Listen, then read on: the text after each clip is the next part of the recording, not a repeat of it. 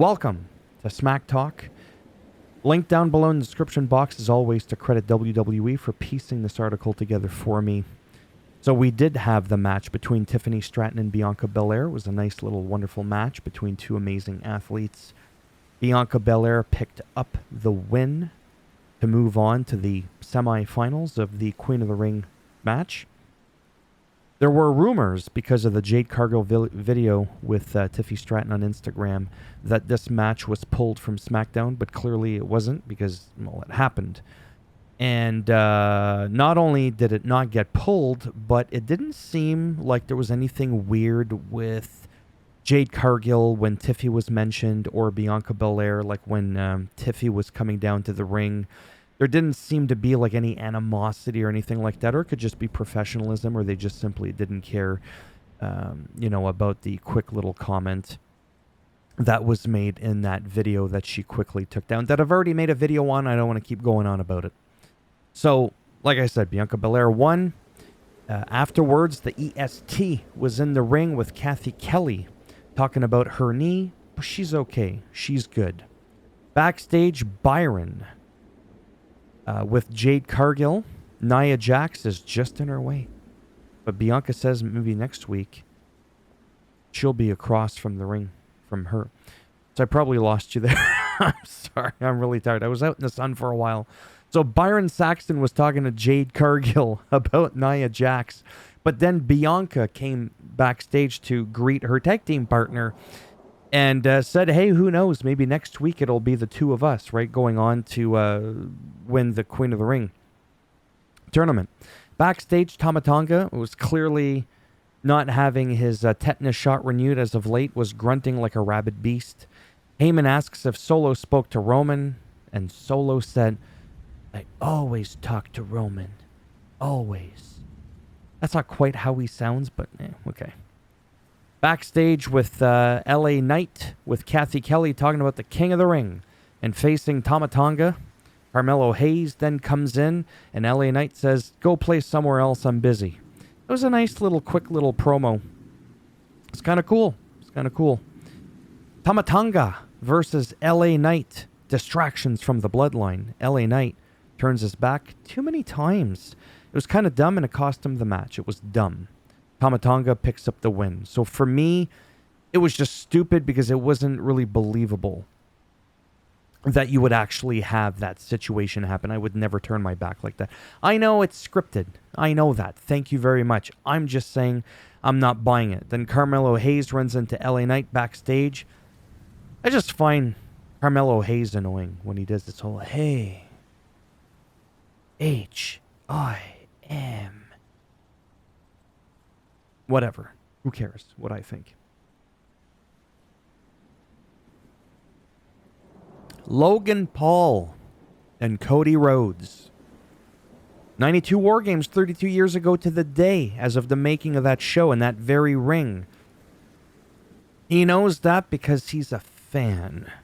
Calls Logan a tourist, a passerby. Logan had another contract where his U.S. title is not on the line.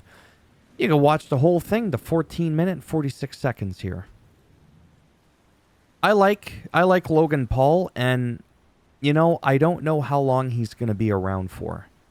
I really don't. When I think of Logan Paul, like I said before, putting aside my personal bias of me judging him on things from the past, I do think he's a changed person. I'm a huge fan. I can admit that. I am actually a big fan of his. Just because I'm a fan of his now doesn't mean I'm a fan of everything he's ever said and done in the past. Okay, we got to really stop doing that shit. I don't know how long he's going to be around for. I don't know how long he thinks he's going to be around for, or how long he wants to be around for. But I don't think this is a gimmick for him to just make himself bigger than he already was. He's already a millionaire. He's got the Prime. He's got his YouTube. He's got the podcasts. I don't think he needs WWE to elevate him any higher than he's already at. There's no doubt, obviously, with all due respect, that being in the WWE probably pushed his star power up a couple of notches. There's probably no doubt about that. And the fact that he's an actual legitimate badass in the ring, on the microphone, and on commentary. The guy is just really good. In my opinion, he's just great.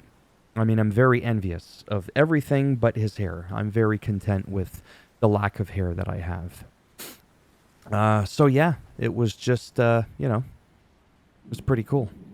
So it's just going to be for the for Cody's title. Backstage, Kathy Kelly with Nia Jax talking about Jade Cargill, who's so strong, who is so dominant, who is so fearsome, but who will not be the queen.